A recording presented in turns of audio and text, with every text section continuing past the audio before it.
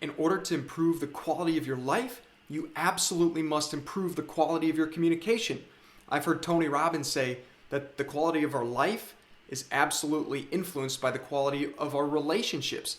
I've also heard him say the quality of our relationships is dictated by the quality of our communication. And if you follow that logic, that'll take you to the place of the quality of our communication directly affects the quality of our life.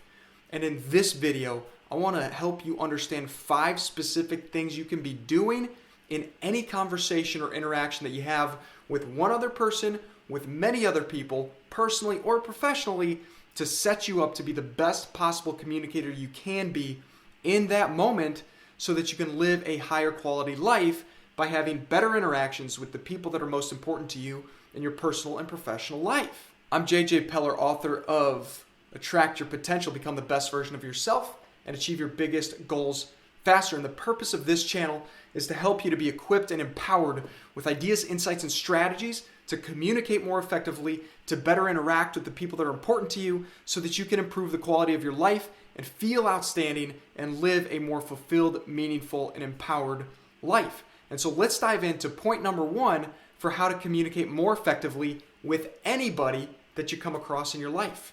Point number 1 is this: know your intent. Know your intent simply means when you start any conversation or interaction with one other person or many other people, personally or professionally, you absolutely have to know the purpose. What's the purpose of being there? I've heard that Oprah Winfrey starts every single meeting that she has with, what's our intent here? She wants to know, what are we trying to accomplish with this given meeting? You need to take the same mindset into every human interaction. Now, if you're starting a conversation with a spouse, significant other, friend, family member, someone on a more personal setting, you don't necessarily need to say, you know what?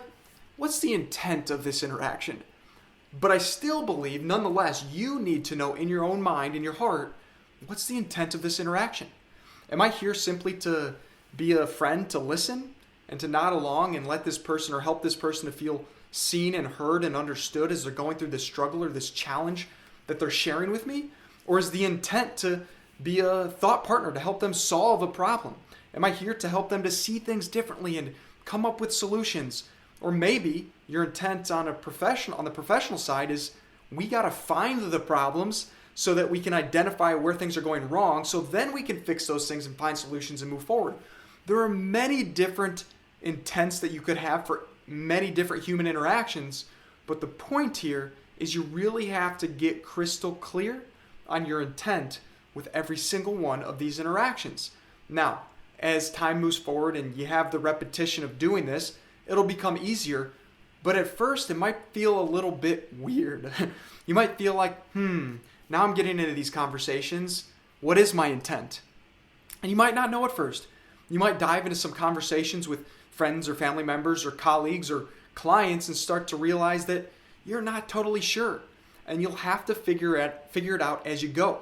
And that's okay. Because what I said a moment ago is that there are many different intents that you could have for many different interactions. And the truth is, sometimes it's all about your decision of the intent. Meaning, the intent might not naturally arise and it's like, oh, it's obvious what the intent is here.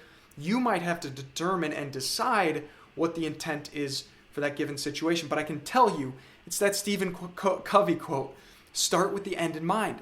When you get into any given conversation, when you know the purpose, the point, the intent, the outcomes that you want, you're going to be in the best possible position to communicate more effectively with that person or those people. And the second thing you really need to do is to be all in. You got to be all in on the conversation or the interaction, or if you're someone speaking with a group or leading folks, you have to be all in.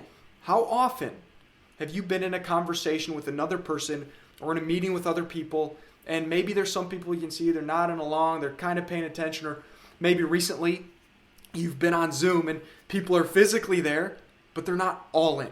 They're not fully there, and you can feel it. There's no disguising or hiding from someone that's not all in. And if you want to be the best possible communicator you can be with a family member, especially a spouse and children, or at work with teammates, You have to be all in. You have to decide that this is so important to me. The interaction that I have here is so vital for my relationships and my life success that I'm going to be all in. Because if you're physically present but you're not mentally and emotionally present, people will feel that. And if people feel that you're not fully there, you're not all in as I'm suggesting here, then they're not going to receive your message and they're not going to feel like you're truly listening, and you're therefore not going to build the rapport that you otherwise might have if you decided to be all in. And as you're watching this or listening to this, I know what you're thinking. JJ, there's always so many things going on. My mind's racing. How am I supposed to be all in when I know there's other things I need to be paying attention to and doing and that I have to get done? Well, I guess the question you've got to ask yourself is, how important is this interaction? If it's with a spouse, I hope you're going to say it's very important. If it's with a child, I hope you're going to say it's very important. If it's with clients or teammates, I hope you would say it's very important. And if truly you're in a position where that moment is not the best moment to be having an interaction or discussion, then you probably should find a way to not be there. I'm of the opinion that if you can't be all in, then it's not going to be as effective as possible, and you're probably wasting your time and wasting the time, energy, and attention of the other people who are supposed to be in there. Now, if it's a team meeting, maybe you can't get away from it and you got to just figure out how you can get all in that moment. By the way, that's a skill that you can develop. How can I train my mind and my nervous system, no matter what's going on around me, I can be all in. I can show up fully and I can get my mind there. It's a practice that many of us need to practice more often so that we can develop that skill. But on the more personal side, if you're speaking with a spouse and it's like your spouse wants to bring something up that's an important discussion and you're just like, I can't be all in right now. I haven't developed that skill and I don't feel like I can fully be here for you and for this interaction, then I'd invite you to consider talking with your spouse in this particular case just to say, gosh, is there a time 5 minutes from now or 20 minutes from now or later today or tomorrow when I know that I can be all in with you, because this is so important to me to be all in with you in this conversation, in this interaction, that I want to make sure that I'm there and I'm just not right now. So can we postpone this just a little bit so that I can be all in with you? Because my friend, what I can tell you for certain is that if you want to build rapport, build connection, build relationship with anybody by being a more effective communicator, this all in thing is a vital must. It's not a nice to have, it's an absolute must have to be a powerful, effective, and influential communicator. As a leader, as a parent, as a friend, as a spouse, as a community member, you have to be all in to get the most of your potential in any given conversation as an effective communicator. Number 3, do not, wait, I gotta keep going. Assume. Do not assume. I'm sure that you've heard what this means. I won't say it on this video, but I'm sure you've heard what this means. To assume is to, But here's the thing. How often do you have conversations where you automatically are making assumptions about the other person, or about the group, or about the team, or about the client, or about your friend, or about whatever problem is coming up? Maybe it's not even about the person, it's about the situation. You're making assumptions because you're saying, you know what? I've been there before, I've heard that before, I've seen this thing before. So you're automatically making assumptions and you know it's true. I do it. We all do it. Our brains are wired to make assumptions. Why? Because it conserves energy. You've probably heard this before. It's almost cliche at this point in the personal development and communication fields, which is our brains are wired to be as efficient as possible. And if you want to be efficient, for your brain to be efficient, you're going to make assumptions. Because if you can make assumptions that are correct, you don't have to spend time thinking about what's actually going on. Now, sometimes, to be fair, assumptions can be helpful. Because if you can make certain assumptions, then maybe you can move forward faster, you can make guesses, and you can whittle your way down to an answer or to a true deep level of understanding. But very often, unfortunately, most of our assumptions are not exactly correct enough to actually allow us to be effective in communicating in that given situation. So whether you're talking with a teammate or a friend or family member, if you start making assumptions and you start speaking or communicating in a way with those assumptions going on in the background, and the undertone of your communication is based on assumptions that are incorrect, that other person or those people will not receive your message as loud and clear as you could, or as they could if you didn't make the assumptions. You see, we really turn off other people when we make assumptions. Why? Because if I'm talking to you and I'm in a conversation with you and all of a sudden you're telling me problems or issues or challenges that are going on, I say, yeah, I'm nodding along, and I say, yeah, that makes sense. Here's what I would do, or here's what I think needs to happen. And your first thought is, well, that doesn't make any sense because what's actually going on are these 3 or 4 other things that I haven't even mentioned. You don't actually understand the situation.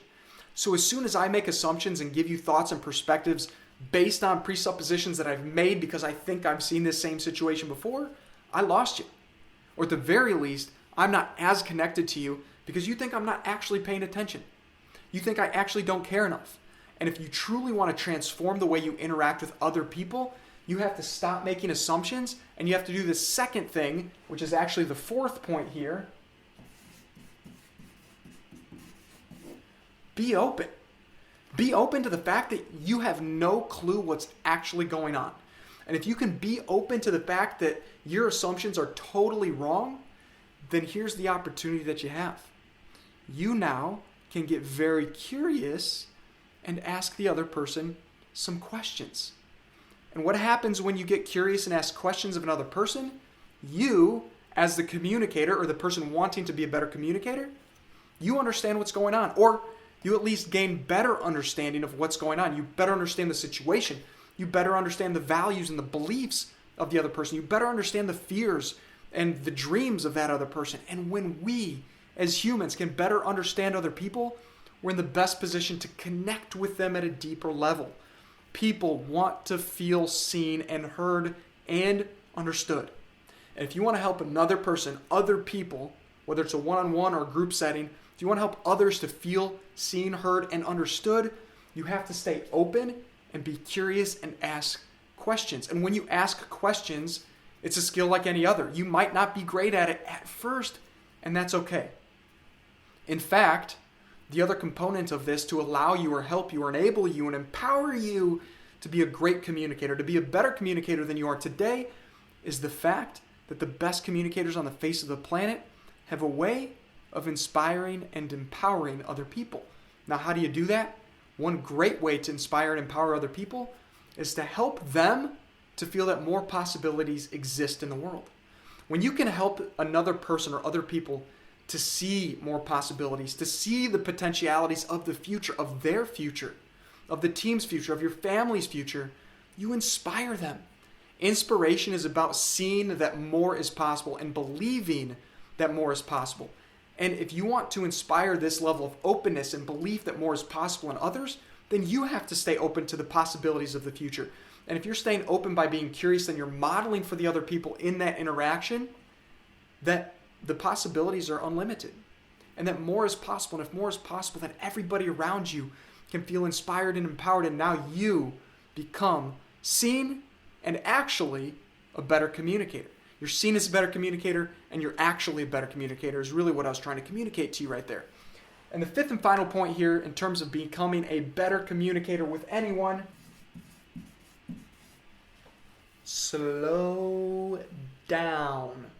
I remember, this sounds so simple, but it's profound, and here's why. I remember the first time I was ever a quarterback. It was the greatest season of my life. I'd played football for 5 seasons, and finally, starting when I was 8, and finally, 5 years in, I got the starting quarterback job. And I was so excited in 6th grade being the quarterback, but just like starting anything new, I was nervous at times, and I was trying to be perfect because I just wanted to be the best I could be and help my team, and I often would rush my passes. And when I rushed my passes or rushed the handoff or rushed whatever, it didn't go so well. Can you relate when you've rushed things in your life that didn't tend to go as well? And my coach would always say, when he noticed I was rushing a pass or a handoff or whatever, he would say, JJ, be quick, but don't hurry. And when we as humans hurry, we tend to let things break down more easily, or things do break down more easily. But when you can slow down, I'm not saying go slow for the sake of going slow. I'm saying slow down to go fast. I've also heard the analogy that track coaches teach their runners to not try and sprint as hard as they can, because when you try to sprint as hard as you can, you're not smooth. They say slow is smooth and smooth is fast. So when you can start to slow down in your conversations, then you can bring more of yourself. You can be all in. You can remind yourself of these things. But if you are going so fast and you're rushing and you're hurrying through any interaction, then you lose the opportunity to slow down enough to be aware of where you are and to grasp the moment of time so that you can take command and control of your own mind, your emotions, and your communication in that given scenario. And so in order to really become an effective communicator, you got to learn this skill of slowing down. And it is a skill because it's something that you'll develop as you move forward. I'm not suggesting you need to slow down the pace of your speaking. Maybe you do. Maybe that's the pace that you speak at. But I'm just suggesting, generally speaking, your energy, the way you show up, how you react, how you respond, slow it down. Slow is smooth and smooth is fast. And if you truly want to take your life to the next level, I'd love to continue to keep you encouraged and inspired. Go and watch this video next, because if you watch this video, it'll help you to be empowered and equipped with the ideas and the insights and the perspectives that you need to go to your next level. And my friend, no matter what challenges or struggles you're facing today, just keep going. You got this.